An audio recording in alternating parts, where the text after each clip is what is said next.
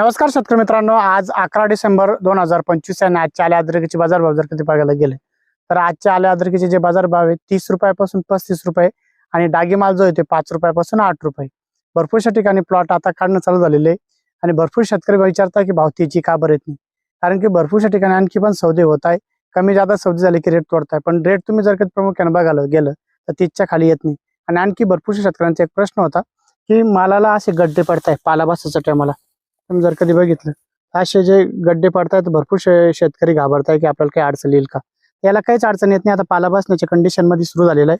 आपण जर कधी बघितलं तर आम्ही त्याच्यासाठी कंद काढला, सगळे चेक केले आणि इथं जे गड्डे पडलेले हे दरवर्षीच पाला जो बसतो, पण यावर्षी थोडा लवकर बसलेला आहे. त्याचं प्रमुख कारण म्हणजे सततचा पाऊस चालू असल्यामुळे न्यूट्रिशन पूर्णतः वाहून गेले पट्ट्यातलं आणि त्याच्यामुळे लीच आउट झाली. भरपूरशा ठिकाणी प्लॉट डेव्हलप झाली आणि त्याचे ते प्रमुख कारण आहे. कारण की शेतकऱ्यांचे शेणखत टाकलं असेल किंवा मळे टाकलेले असेल किंवा कोंबडी खत टाकलेलं असेल, वारंवार जास्तीचे पाणी पडले आणि ते वाहून गेले.